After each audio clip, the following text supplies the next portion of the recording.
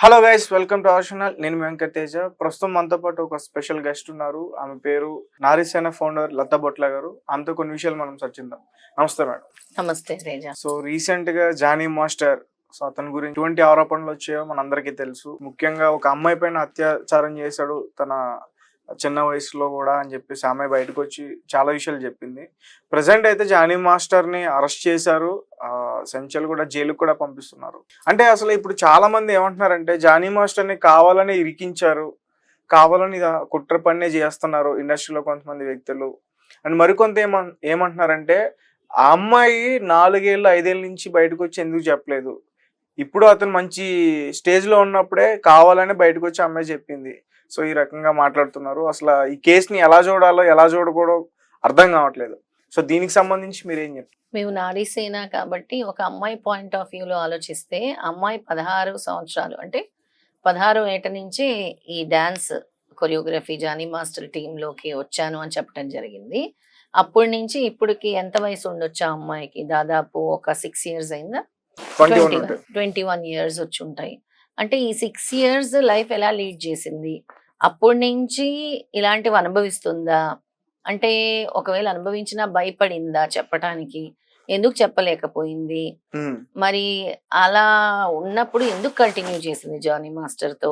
ఇలాంటి విషయాలన్నీ కూడా మనము డీప్ గా వెళ్ళి తెలుసుకోవాలి. ఇప్పుడు వరకైతే ఆ అమ్మాయి ఇచ్చిన కంప్లైంట్ వల్లే జానీ మాస్టర్ ని అరెస్ట్ చేశారు. అంటే ఆ అమ్మాయి దగ్గర సాక్ష్యాధారాలు పూర్తిగా ఉండబట్టే పోలీసులు కూడా దాన్ని ఎంక్వైరీ చేసి ఇవి సరైన సాక్ష్యాధారాలు అని అనుకున్న తర్వాతే అరెస్ట్ చేస్తారు కదా. అంటే ఆ అమ్మాయి భయపడి ఉండొచ్చు. రీజన్ 1 అంటే నా కెరీర్ ఎక్కడైనా పోతుందేమో, నేను కష్టపడి వచ్చాను దీనిలోకి, అంటే నేను మళ్ళీ కెరీర్ లేకుండా అయిపోతానేమో అని ఒక భయం ఉండొచ్చు. లేదా ఆడపిల్లని కదా, నలుగురిలో నవ్వులు పాలు అయిపోతాను కదా అని ఒక భయం ఉండొచ్చు ఆ అమ్మాయికి. ఇప్పుడు అంటే మెచ్యూరిటీ పెరుగు ఉండొచ్చు ఆ అమ్మాయికి. 16 ఏటి నుంచి 21 సంవత్సరాలు వచ్చిన కొంచెం ధైర్యం వచ్చి ఉండొచ్చు ఆ అమ్మాయికి. నేను ఇంకా ఎన్నాళ్ళు భరించాలి ఇది, ఈ చెర నాకొద్దు అనుకునే స్టేజ్కి వచ్చేసి ఉండొచ్చు ఆ అమ్మాయి.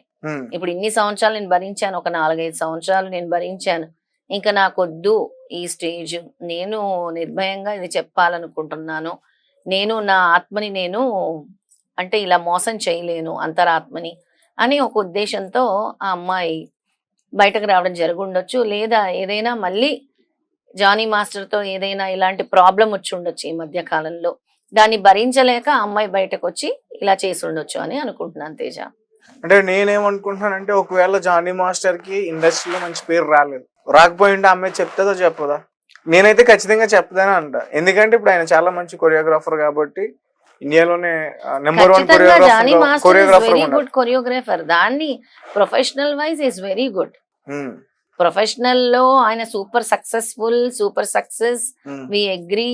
ఆయన హార్డ్ వర్క్, కమిట్మెంట్, అది ప్రొఫెషనల్ గా ఈజ్ సక్సెస్ఫుల్. కానీ పర్సనల్ గా he might not be successful కదా. ప్రొఫెషనల్ గా అందరు సక్సెస్ అయిన వాళ్ళు పర్సనల్ గా సక్సెస్ అవుతారని గ్యారంటీ ఉందా? లేదు కదా. నువ్వు చెప్తుంది ప్రొఫెషనల్ కోణంలో. ప్రతి మనిషిలో ప్రొఫెషనల్ అంటే ఇప్పుడు అందరూ వెళ్తారు, ఉద్యోగానికి వెళ్ళొస్తారు, అదొక ప్రపంచం. ఫ్యామిలీ లైఫ్ ఇంకో ప్రపంచం కదా. మనతో ఉండే వర్కర్స్ ఇంకో ప్రపంచం. చెప్తున్నాను నేను, profession is different, personal life is different. అంటే ప్రొఫెషనల్ గా ఆయన కమిట్మెంట్ తో ఉండొచ్చు, కానీ ప్రొఫెషనల్ తర్వాత ఇంకో షేడ్ ఇది అయ్యి ఉండొచ్చు కదా. ఓకే, కానీ ఇండస్ట్రీలో కూడా చాలా ఇలాంటివి సర్వసాధారణం. నిజంగానే కలుస్తారు. కేవలం ఈ మాస్టర్లే కాదు, ప్రొడ్యూసర్లు ఉంటారు, డైరెక్టర్లు ఉంటారు, కొంతమంది యాక్ట్రెసెస్ కి ఇష్టం ఉంటే నిజంగానే కలుస్తారు. ఇటువంటివన్నీ కూడా సర్వసాధారణం అని చెప్పేసి నేను కొన్ని వీడియోస్ కింద కామెంట్స్ చూసాను మేడం. అంటే అవన్నీ కూడా నమ్మొచ్చా, నమ్మకూడదా? ఎలాంటి కామెంట్స్ చూసాను? ఇండస్ట్రీ అంటే ఒకరిపై ఒకరికి ఇష్టం ఉంటే కలుస్తారు, కామన్. అది ప్యూర్లీ వాళ్ళ పర్సనల్ మ్యాటర్. ఇప్పుడు ఇండస్ట్రీలో ఎవరెవరికి ఇష్టం ఉందో మనకు తెలియని విషయం. ఈ విషయానికి వచ్చేసరికి ఒకప్పుడు ఆమె ఇష్టంగానే కలిసింది, ఇప్పుడు కావాలనే చేస్తుంది అని చెప్పేసి అంటున్నారు. ఇష్టంగానే కలిసింది అని ఎవరు చూసారు? ఇప్పుడు దాన్ని మనం ఏమి సపోర్ట్ చేయట్లేదు, వ్యతిరేకించట్లేదు. అక్కడ ఏం జరిగింది అన్న విషయం గురించి మనం మాట్లాడుకుంటున్నాం. ఒకవేళ జానీ మాస్టర్ నిజంగానే అమ్మాయిని బలవంత పెట్టుంటే వాళ్ళ పేరెంట్స్ చెప్పుద్ది కదా మేడం. అదే ఎందుకు చెప్పలేదు, భయపడిందా? ఇప్పుడు ఆ కోణంలోనే మనం మాట్లాడుకున్నాం. ఇప్పుడు నిజంగా ఆయన బలాత్కారం చేస్తుంటే లేదా ఇంకా ఏదైనా వైలెంట్ గా బిహేవ్ చేస్తుంటే ఆ అమ్మాయి ఎందుకు చెప్పలేదు ఇన్ని రోజులు? భయపడిందా? లేదా పబ్లిక్ లో అల్లరి అయిపోతాను అనుకుందా? తన ఉమ్, కెరీర్ డ్యామేజ్ అయిపోద్ది అనుకుందా? ఉమ్, తన ఎందుకు ఇన్ని రోజులు ఆగింది అనే విషయమే మనం తెలుసుకోవాలి. అంటే ఇప్పుడు ఎందుకు ఆ సాక్ష్యాధారాలతో బయటకొచ్చింది? ఇన్ని రోజులు ఎందుకు చెప్పలేకపోయింది అనే ఉమ్. కోణంలో ఆలోచించాలన్నమాట మనం. ఎందుకు చెప్పలేకపోయింది అంటే చాలా భయాలు ఉండి ఉండొచ్చు ఆ అమ్మాయికి. ప్రెసెంట్ డేస్ లో మహిళలు అంతా భయపడుతున్నారా ఇంకా?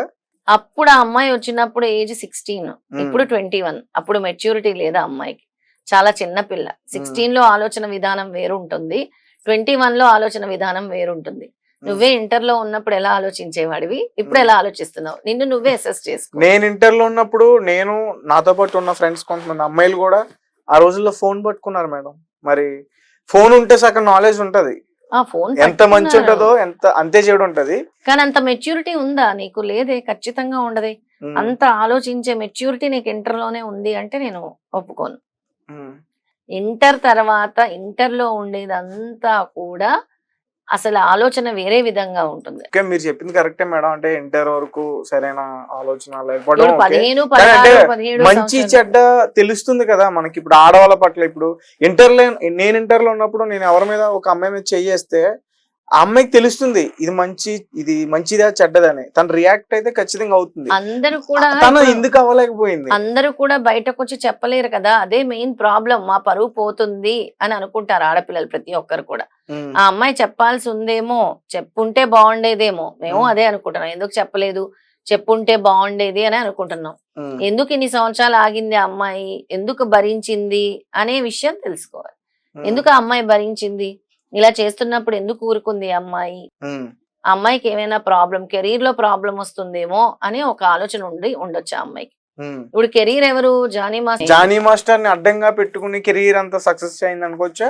జానీ మాస్టరుని అడ్డం పెట్టుకొని అనంటే ఆయన చూస్ చేసుకుంటాడు కదా! ఉమ్, ఆయన పర్మిషన్ లేకుండానే ఉంచుకుంటారా ఆయన గ్రూప్ లో డాన్సర్స్ ని? Um, he will select his dancers ని కదా! ఒక కొరియోగ్రాఫర్ ఏం చేస్తాడు? ఎవరైతే బాగా డాన్స్ చేస్తారో వాళ్ళని సెలెక్ట్ చేసుకుంటారు. ఉమ్, ఈమె అడ్డం పెట్టుకుందని ఎలా చెప్తాం మనం? అడ్డం పెట్టుకుంది అని మనం అనలేం కదా! ఈ ఉమ్, అమ్మాయికి అవకాశాలు వచ్చాయి. ఆయన ఇచ్చాడు కాబట్టి అవకాశం వచ్చింది. ఉమ్. తర్వాత ఇప్పుడు ఈయన అవకాశాలు ఇవ్వట్లేదేమో. అంటే ఒక సినిమాలో అవకాశాలు హీరోయిన్ గా కూడా ఉంది. ఆయన తీసిన మూవీలోనే హీరోయిన్ గా ఉంది అమ్మాయి. హీరోయిన్ గా కూడా అవకాశం ఇచ్చాడు. మరి ఎందుకు ఎక్కడ చెడింది వీళ్ళిద్దరికి? ఉమ్, మళ్ళీ అక్కడికి వచ్చేసరికి వీళ్ళిద్దరు పర్సనల్ మ్యాటర్ వస్తుంది. ఉమ్, అక్కడ వరకు వీళ్ళకి అండర్స్టాండింగ్ ఉందేమో, తర్వాత ఉమ్. అండర్స్టాండింగ్ పోయిందేమో, అందుకే పబ్లిక్ లోకి వచ్చారేమో. మీరే అంటున్నారు అండర్స్టాండింగ్ ఉందని చెప్పేసి. ఇప్పుడు అండర్స్టాండింగ్ పోయింది అనుకుందాం. ఉమ్. సరే, అండర్స్టాండింగ్ పోయింది. మరి ఇప్పుడు ఆ అమ్మాయి చేసిన ఆరోపణల వల్ల మరి అతను నష్టపోతున్నాడు, అతని ఫ్యామిలీ నష్టపోతున్నారు, అతని పిల్లలు నష్టపోతారు, అతని భార్య ఇదైపోతుంది. అతను ఎంతో కష్టపడి తెచ్చుకున్న ఒక 10 సంవత్సరాల క్రేజ్ అంతా కూడా ఒక 2-3 రోజుల్లో పోయింది. ఆల్మోస్ట్ పోయింది. అదొకటి. మళ్ళీ ఇందులోకి ఒక కొత్త యాంగిల్ తీసుకొచ్చారు, లవ్ జిహాద్, మత మార్పిడి అని చెప్పేసి. మరి మరి ఈ రకమైన అన్ని ఆరోపణలు మరి అక్కడ కష్టం కదా. ఖచ్చితంగా లవ్ జిహాద్ అంటే నిజంగా ప్రేమిస్తే మతం మారాల్సిన అవసరం కూడా లేదు. ఉమ్, మతం మారాలని ఎక్కడైనా రూల్ ఉందా? ప్రేమకి మతం అడ్డా? కులమతాలు అడ్డా ప్రేమకి? ఇవన్నీ ఏముండవు కదా ప్రేమకి. మతాలు మార్చారు కాబట్టి లవ్ జిహాద్ అని వస్తుంది. ఉమ్, ఇప్పుడు ఆ అమ్మాయి హిందూ అయిన అమ్మాయి కదా, ఉమ్, హిందూ అమ్మాయి కదా, హిందూ అమ్మాయి మతం మారింది కాబట్టే లవ్ జిహాద్ అంటున్నారు. కావాలని చేశాడేమో, ఆ అమ్మాయి లైఫ్ ని స్పాయిల్ చేశాడేమో అని దాన్ని ఉమ్. లవ్ జిహాద్ అంటే అంటున్నారు. ముందు చేసుకున్న వైఫ్ ఎవరైతే ఉన్నారో ఉమ్. ఆమె ముందు హిందూ అంట, హిందూ. మారి చేసుకున్నారనేది కూడా కొంచెం బయటకు వచ్చింది న్యూస్. నిజంగా ప్రేమ ఉంటే మతం మారాల్సిన అవసరం లేదు. ఎందుకు మతం మార్చే పెళ్లి చేసుకోవాలని ఎక్కడైనా ఉందా శాసనం? ఉహు, ఉందా? ఈ అమ్మాయి ఎందుకు మతం మారాలి? ఎందుకు ఆ అబ్బాయి ఎందుకు మారలేదు మతం? అంటే హిందూ అమ్మాయిల్ని కావాలని ఎరేస్తున్నారా అని లవ్ జిహాద్ అనే మాట వస్తుంది. ఉమ్, ఎంతో మంది హిందూ అమ్మాయిల్ని వీళ్ళు టార్గెట్ చేసి పెళ్లిళ్ళు చేసుకుంటున్నారు, మతం మారుస్తున్నారు అని టాక్ ఎక్కువ వస్తుంది మార్కెట్ లో. ఉమ్. ఎందుకు ఆ టాక్ వస్తుంది? అంటే ఎక్కడైనా రాస్తుందా అట్లా చెయ్యాలి అనేది? లవ్ జిహాద్ అనే పేరు ఇది ఒక ఉద్యమంగా వాళ్ళు చేస్తున్నారు. ఇది ఎలా ఎక్కువ వచ్చింది మందిని మేడం? మత మార్పిడి చేయడానికి వీళ్ళు ఈ విధంగా చేస్తున్నారు ఉమ్, అనే ఆలోచన ప్రతి హిందువులో మొదలైంది. ఉహు. అంటే ఇలాంటి సంఘటనలు ఎక్కువ జరుగుతున్నాయి కాబట్టి మన సొసైటీలో ఉమ్, ఎంతో మంది హిందువుల అమ్మాయిల్ని వీళ్ళు ప్రేమించి మతం మార్పించి పెళ్లి చేసుకుంటున్నారు కాబట్టి ఉమ్, ఈ ప్రస్తావన వచ్చింది. లేదంటే ఈ ఓకే. ప్రస్తావన రాదు కదా. ఈ మధ్య కాలంలోనే ఎంతో మంది అమ్మాయిలు కూడా వాళ్ళ మతం మార్చుకొని, అంటే హిందువుల అమ్మాయిల్ని వీళ్ళు ప్రేమించి ఉమ్, ఈ అమ్మాయిలు మతం మార్చుకొని మళ్ళీ ఆ ప్రేమలో అంటే ప్రేమ నుంచి పెళ్లి వరకు వెళ్ళి తర్వాత మళ్ళీ వాళ్ళ జీవితాల్ని నష్టపోయి మళ్ళీ ఏమీ చేయలేని స్థితిలో ఈ అమ్మాయిలు ఉంటున్నారు కాబట్టి దాన్ని లవ్ జిహాద్ గా పేరు పెట్టారు. ఓకే. మరి అంటే జీవితము ఏం చేస్తారు? నమ్మి ఇంట్లో నుంచి వచ్చారు, ప్రేమించారు, పెళ్లి చేసుకున్నారు. ఉమ్, తర్వాత పెళ్ళైన తర్వాత ఇద్దరికి పడట్లేదు. ఈ అమ్మాయిని అర్ధాంతరంగా వదిలేసి వెళ్ళిపోయాడు ఆయన. ఉమ్, ఈ అమ్మాయి జీవితం ఏమవుతుంది? ఏంటి పరిస్థితి? ఈ అమ్మాయిని ఎవరు చూసుకుంటారు? ఈ అమ్మాయి ఎలా బ్రతుకుతుంది? ఒక వ్యక్తిని నమ్మి వెళ్ళింది. ఉమ్, నీ కోసం మతం కూడా మార్పించుకున్నావు. నిన్ను నిండు నూరేళ్ళు ఉంటావని నమ్ముకొని వచ్చింది. కానీ నువ్వు దాన్నే టార్గెట్ చేసి ఆ అమ్మాయిని వాడుకునే వరకే నువ్వు ఉపయోగించుకొని అక్కడ మతం మార్పించుకొని చేసుకొని వదిలేసిన తర్వాత మరి దీన్ని ఏమంటారు? లవ్ జిహాద్ అనకుండా. అందుకే మన హిందువులందరూ కూడా దీన్ని లవ్ జిహాద్ అని అంటున్నారు. ఒకవేళ దీన్ని ఒక క్రిస్టియన్ మత చేసుకుంటే మార్పిడి లవ్ అని జీసస్ అంటున్నారు. ఏదైనా కూడా ఒకవేళ ఇదే పని క్రిస్టియన్స్ అయితే దాన్ని ఏమంటారు మేడం? ఏదైనా పెట్టొచ్చు. ఇప్పుడు ఉమ్, లవ్ జిహాద్ అని పెట్టారు. ఇది ఉమ్. ఏదైనా పెట్టొచ్చు. అంటే ఇక్కడ బలైపోతుంది ఎక్కువ హిందువుల అమ్మాయిలు అని మన వాళ్ళ అభిప్రాయం. ఓకే. అంటే ఇక్కడ దీని గురించి డిస్కషన్ వచ్చింది కాబట్టి ఇంకో క్వశ్చన్ అడుగుతాను మేడం. అంటే నేను విన్నా, అంటే బైబిల్లో ఇట్లా మతం మార్చాలి అనేది ఏదో రాసుందంట. మరి అంటే ఈ ఖురాన్ లో కూడా ఎట్లా అయినా రాసుందా మతం మార్చాలి అనేది అని ఉందా? మతం మార్చాలి అని అంటే బైబిల్లో అంటే ఎవరైనా ఒకరు ప్రేమిస్తే మతం మార్చుకొని పెళ్లి చేసుకోవాలని ఉందా? ఉమ్. ఉందా అడుగుతున్నాను. అంటే ఎక్కడ మతం మార్చాలని అంటే అడుగుతున్నాను వాళ్ళు అర్థం కాదు. చెడుదోవలో ఉన్నారు, వాళ్ళని మార్చాలి, మార్పు తీసుకురావాలన్నట్టు ఉందంట మ్హూ. బైబిల్లో. నాకు ఒక అతను చెప్పారు, నేను డైరెక్ట్ చూడలేదు, ఒక పాస్టర్ చెప్పారు. అది ఎంతవరకు నిజమని కాదు తెలియదు నాకు. ఎక్కడ ఏ కులంలోనైనా ఏ రిలీజియన్ లోనైనా ఉమ్, ఎవరి మతం వాళ్ళకి గొప్ప. ఎవరిని మార్చాలని ఎక్కడ శాసనం ఉండదు. ఉమ్, ఎదుటోళ్ళని నువ్వు మార్చు అని ఎక్కడైనా ఉందా రాసి? బైబిల్లో ఉందా? ఖురాన్లో ఉందా? భగవద్గీతలో ఉందా? వాళ్ళ మతం మార్చి తీసుకోనరా, ఇందులో కలుపుకో బలవంతంగా వాళ్ళ ఆత్మ ఘోషిస్తూ ఉన్నా పర్వాలేదు మార్చేయని ఉందా? రాసుందా? ఉమ్. ఎందులోని రాసలేదు. బైబిల్లో ఉండదు, ఖురాన్లో ఉండదు, భగవద్గీతలో ఉండదు. మతాలు మార్చమని మాత్రం ఎటువంటి ఆధ్యాత్మిక గ్రంథాల్లో మాత్రం ఉండదు. రైట్. అంటే ఒకవేళ దానికి సంబంధించి ఒకవేళ ఇప్పుడు అతను దానికి పాల్పడ్డాడు, ఆల్రెడీ ఒక హిందూ అమ్మాయిని పెళ్లి చేసుకున్నారు, హ్యాపీగా ఉన్నారు, పిల్లలు కూడా ఉన్నారు. మరి ఇప్పుడు ఇంకొక అమ్మాయిని కూడా అదే మరి తరహాలో హ్యాపీగా నువ్వు మోసపరచడానికి ప్రయత్నించారు. మరి దీనికి సంబంధించి ఏమైనా కేసు ఉంటుందా ఏంటి? హ్యాపీగా నువ్వు పెళ్లి చేసుకున్నావు, ఒక అమ్మాయితో ఉన్నావు, మళ్ళీ ఇంకో అమ్మాయితో అఫేర్ ఎందుకు? ఉమ్, ఆ అమ్మాయి భార్యగా నువ్వు స్వీకరించావు, భార్యతో ఉండొచ్చు కదా. ఇంకా 10 మందితో అఫేర్ ఎందుకు నీకు? అంటే భార్యను మోసం చేస్తున్నట్టే కదా. ఉమ్, నీ కోసం మతం మారింది, నిన్ను ప్రేమించింది, మతం మారింది, పిల్లల్ని కనింది. మరి ఆ అమ్మాయిని నువ్వు ఏం చేస్తున్నావు? అన్యాయం చేస్తున్నావా లేదా? ఉమ్, ఈ పాయింట్ లో చూసుకుంటే మరి భార్యను మోసం చేసినట్టే కదా. ఇంకొకరితో అక్రమ సంబంధం పెట్టుకోవటం అంటే భార్యను మోసం చేసినట్టే. క్లియర్ గా చీటింగ్ అనే తెలుస్తుంది కదా. ఉమ్, మరి అది కూడా అయ్యి ఉండొచ్చు కదా ఒక రీజన్. అంటే అనవసరంగా అపవాదాలు వేస్తున్నారు జానీ మాస్టర్ మీద అంటే career wise professional wise is very good. అందరూ మెచ్చుకుంటారు. ఆయన డాన్స్ కానీ ఆయన చేసిన సాంగ్స్ కొరియోగ్రఫీ కానీ చాలా సూపర్ సక్సెస్ అయ్యాయి. బుట్టబొమ్మ సాంగ్ ఏంటి, ఇంకోటి ఏదో సాంగ్ నువ్వు చెప్పావు కదా, చాలా ఉన్నాయి మేడం. చాలా సాంగ్ ఆయన చేసిన అన్ని సాంగ్స్ కూడా చాలా సూపర్ హిట్ అయ్యాయి. ఉమ్, ఆయన ప్రొఫెషన్ లో సూపర్ సక్సెస్. పర్సనల్ లైఫ్ లో ఏమో ఫెయిల్యూర్ అయి ఉండొచ్చేమో. ఎందుకు కాకూడదు? ఉమ్, ఎందుకు కాకూడదు? అయి ఉండొచ్చేమో. ఓకే. సరే భార్యను బానే చూసుకుంటున్నాడని అన్నావు, భార్యను బానే చూసుకుంటున్నాడు, కానీ మళ్ళీ ఇవన్నీ ఎందుకు చుట్టూ? ఉమ్, వీళ్ళందరితో ఎందుకు అఫైర్స్? అలాగే ఉండొచ్చు కదా. ఓకే.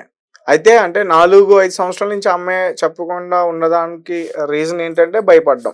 భయపడ్డం అవ్వచ్చు, కెరీర్ అవ్వచ్చు. నేనేం చెప్తున్నాను, ఉమ్, కెరీర్ అవ్వచ్చు. ఈ అమ్మాయికి ఉండే కెరీర్ పోతుందేమో అని ఒక భయం ఉండొచ్చు అని చెప్తున్నాను. ఆ కెరీర్ అమ్మాయి కోసం ఇన్ని రోజులు ఉండిపోయింది, ఇన్ని రోజులు గడిపేసిందా అమ్మాయి? అది పర్సనల్ గా వెళ్ళి తెలుసుకోవాలి. ఉమ్, కెరీర్ కోసం ఇన్ని రోజులు గడిపేసిందా అని అంటే ఎందుకు గడిపిందో మరి ఉమ్, జానీ మాస్టర్ కి ఆ అమ్మాయికి తెలవాలి. నువ్వు నన్ను అడగకూడదు ఆ ప్రశ్న. అంటే ఇప్పుడు అడుగుతున్నా, అక్కడ ఉన్నది అమ్మాయి కాబట్టి ఆ అడుగుతున్నా మేడం. ప్రశ్న ఉమ్, వాళ్ళిద్దరి మధ్య ఎందుకు ఇన్ని సంవత్సరాలు సాగింది, ఇప్పుడు ఎందుకు సాగలేదు అనేది వాళ్ళ పర్సనల్. అది ఉమ్, నువ్వు అడిగిన కోణంలో, అమ్మాయి కోణంలో అడిగావు కాబట్టి ఆ అమ్మాయి ఎందుకు ఇన్ని సంవత్సరాల నుంచి చెప్పలేదు అని అంటే ఉమ్, ఆ అమ్మాయి కెరీర్ గురించి అయి ఉండొచ్చు, ఆ అమ్మాయి సొసైటీలో పరుగు పోతుందని ఒక భయం అయి ఉండొచ్చు, లేదా ఆ అమ్మాయిని బెదిరించి ఉండొచ్చు అనే రీజన్స్ వరకే మనం చెప్పగలం. ఆ అమ్మాయికి ఆయనకి ఎలా అండర్స్టాండింగ్ ఉంది, వాళ్ళ కెరీర్ లో ఎలా ముందుకెళ్లారు, ఇవన్నీ పర్సనల్ గా ఇంట్రాగేషన్ చేసిన పోలీసులకు మాత్రమే తెలుస్తుంది. ఎందుకంటే ఆ అమ్మాయి దగ్గర ఉండే ప్రూఫ్స్ పోలీసులు చూసి ఆయనకి శిక్ష విధించారు కాబట్టి. ప్రెసెంట్ అయితే అతనికి 14 రోజులు రిమాండ్ కి అయితే తరలించారు. ఎందుకు ఇచ్చారు 14 సెంచల్ రోజులు కూడా రిమాండ్? చెంచల్ కూడా రిమాండ్ కి తరలించాల్సిన ఇది ఎందుకు వచ్చింది? సాక్ష్యాధారాలు చూసే కదా, ఆ అమ్మాయి ఇచ్చిన ప్రూఫ్స్ అన్ని చూసి సాక్ష్యాధారాలు చూసే కదా. ఇది ఇరికించడానికి ఇరికించకపోవటానికి ఒక న్యాయస్థానం ఉంది, న్యాయ వ్యవస్థ ఉంది, పోలీసులు ఉన్నారు. ఇరికించాలంటే ఎవరినైనా ఇరికించాలంటే ఈజీగా ఇరికించేసి ఏదో సెల్ ఫోన్ లో తీసేసి బంధించేస్తే ఇరుక్కుపోతారా? విచారణ అయితే జరుగుతుంది కదా. పోలీసులు చెప్పినా కూడా న్యాయస్థానం ఒప్పుకోదు. పోలీసుల మాట అస్సలు వినదు న్యాయస్థానం. కాదు మేడం, అసలు జానీ మాస్టర్ నే ఆ అమ్మాయి అతను మంచి కొరియోగ్రాఫర్ అని తన వల్ల చేసుకుంది అనుకోవచ్చుగా. ఇప్పుడు జానీ మాస్టర్ ని సపోర్ట్ చేస్తున్నావా? నేను అడుగుతున్నా. అంటే ఇప్పుడు జానీ మాస్టర్ అంటే అన్ని కోణాల్లోని అన్ని కోణాల్లోని నీ మాట్లాడే మాటలన్నీ కూడా జానీ మాస్టర్ ని సపోర్ట్ చేస్తున్నట్టే ఉంది. నేను ఎందుకు సపోర్ట్ చేస్తాను మేడం? ఇప్పుడు అతను తప్పు చేస్తే నిజానికి అతనికి శిక్ష పడద్ది. ఇప్పుడు 14 రోజులు పంపించారు, అతను 3 రోజులు దొరకకుండా పారిపోయాడు. దానికి ఆయన ఎలాంటి అన్ని ఎదుర్కొన్నాడు. సరే, ఇందాక నువ్వే చెప్పావు ఆయన ఒప్పుకున్నాడు, పోలీస్ స్టేషన్ లో అన్ని నేను చేశానని ఒప్పుకున్నాడు, అందుకే రిమాండ్ కి తరలించారు చెంచల్ కూడా రిమాండ్ కి. సాక్ష్యాధారాలు అన్ని చూశారు, ఆయన కూడా ఒప్పుకున్నాడు. దొరికిన తర్వాత 3 రోజులు ఎందుకు పారిపోయాడు? ఆయన తప్పు చేశాడు కాబట్టి పారిపోయాడని ఎందుకు అనుకోవాలి? అతను కూడా అతని వేలో అన్ని ఆధారాలతో బయటకు రావడానికి ఇన్ని రోజులు ఉన్నాడు అనుకోవచ్చు. మరి ఆధారాలు ఎందుకు చూపించలేకపోయాడు? 3 రోజులు టైం తీసుకున్నాడు కదా. సరే, నేను కరెక్ట్, నేను జెన్యూను అనే ఆధారాలు ఎందుకు చూపించలేకపోయాడు? చూపించాలి కదా. సరే, నేను ఇవన్నీ చేయలేదు, ఆ అమ్మాయి బ్లఫ్ చేస్తుంది, నన్ను ఇరికించాలని చూస్తుంది, ఆ అమ్మాయి నన్ను మోసం చేయాలని చూస్తుంది, నేను ఇవన్నీ చేయలేదు, these are all made videos, కావాలని నన్ను ఇరికించడానికి చేసిన వీడియోస్ అని ఎందుకు ధైర్యంగా చెప్పలేకపోయాడు? ఏ తప్పు చేయకుండా ఉంటే ఎందుకు చెప్పలేకపోయాడు?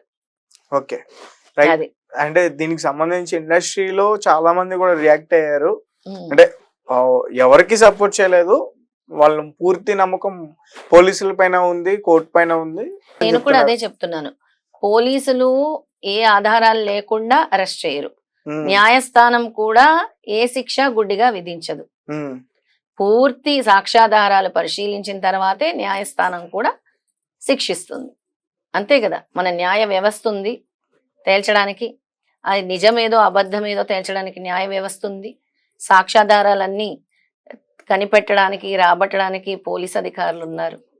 వాళ్ళు పూర్తి వివరాలు సేకరించిన తర్వాత అరెస్ట్ చేశారు. నిజానిజాలు ప్రూవ్ చేసుకోవాల్సిన బాధ్యత జానీ మాస్టర్ మీద ఉంది. ఏది నిజమో ఏది అబద్ధమో ప్రూవ్ చేసుకోవడానికి న్యాయస్థానంలో అవకాశం ఉంటుంది రిమాండ్ తర్వాత. ఎంతో మంది రాంగ్, అంటే నువ్వు అంటున్నావు చూడు ఇందాక, అంటే అమ్మాయి కావాలని ఇరికించి ఉండొచ్చని. అలా నిజంగా ఇరికించి ఉంటే, నిజంగా ఈయన తప్పు చేయకుండా ఉంటే, ఇఫ్ ఈస్ ట్రూత్ఫుల్, భగవంతుడు తప్పకుండా రక్షిస్తాడు. లేదు ఇక్కడ అన్యాయం చేసి బ్లఫ్ చేసి ఉంటే కర్మ అనేది ఎవరిని వదలదు. భగవద్గీత అదే చెప్పింది, కర్మానుసారే ఎవరికైనా కూడా శిక్ష విధింపబడుతుంది. ఎంత పెద్దవాళ్ళనైనా కూడా కర్మ అనేది వదలదు, ఎవరు తప్పు చేస్తే వాళ్ళని. నిజానిజాలు తేల్చడానికి మన న్యాయస్థానం ఉంది. మనం ఒక కోణంలో తెలిసిన విషయాల వరకు మాట్లాడుకున్నాం. నిజంగా అక్కడ ఉండే సాక్ష్యాధారాలు ఏంటో మనందరికీ కూడా తెలియదు. అవి ఇప్పుడు మీడియాలో ఎన్నైనా వస్తూ ఉండొచ్చు, ఇలా జరిగింది ఇలా జరిగింది, జానీ మాస్టర్ మంచోడు, ఈ అమ్మాయి చెడ్డది, లేదా ఈ అమ్మాయి మంచిది, జానీ మాస్టర్ చెడ్డోడు, 2 కోణాలు వస్తున్నాయి మీడియాలో. ఇప్పుడు ఎవరికి సపోర్ట్ కాదు, అమ్మాయికి సపోర్ట్ కాదు, జానీ మాస్టర్ కి కాదు. ఇవన్నీ తేల్చెప్పడానికి ఉంది. మనం డిస్కస్ చేసుకుందంటే ఎందుకు అంటే, నువ్వు అడిగిన పాయింట్స్, ఈ అమ్మాయి ఎందుకు బయటకు రాలేకపోయిందంటే ఇవి రీజన్స్ అయి ఉండొచ్చు. ఇప్పుడు ఆయన విషయంలో లవ్ జిహాద్ అని ఎందుకు వచ్చింది అని అంటే, ఆయన వదిలేయలేదు కాబట్టి ఆయనకి లవ్ జిహాద్ అని రాలేదు. లవ్ జిహాద్ అని ఎందుకు వచ్చింది అని నువ్వు అడిగావు కాబట్టి చెప్పాను. ఎంతో మంది అమ్మాయిలు ఇలా మోసపోతున్నారు కాబట్టి, దిక్కుతోచని పరిస్థితి వాళ్ళకి ఏర్పడింది కాబట్టి దాని పేరు లవ్ జిహాద్ అని పెట్టారు. ఈ జానీ మాస్టర్ వాళ్ళ భార్య పిల్లలతో చక్కగా జానీ మాస్టర్ చూసుకుంటున్నాడు, దీన్ని మనం లవ్ జిహాద్ అని అనట్లేదు. కానీ ఈ అమ్మాయిని మోసం చేయకూడదు అనే మాట మాత్రం మనం అంటున్నాం. భార్యని మోసం చేయాల్సిన అవసరం లేదు కదా, అఫైర్స్ పెట్టుకొని. ఆ అమ్మాయి నమ్మకంతో మతం మార్చుకొని నీ కోసం వచ్చి 2 పిల్లల్ని కానీ నిన్నే నమ్ముకొని ఉంది కదా అని మనం అంటున్నాం. Okay madam, thank you so much. నమస్తే.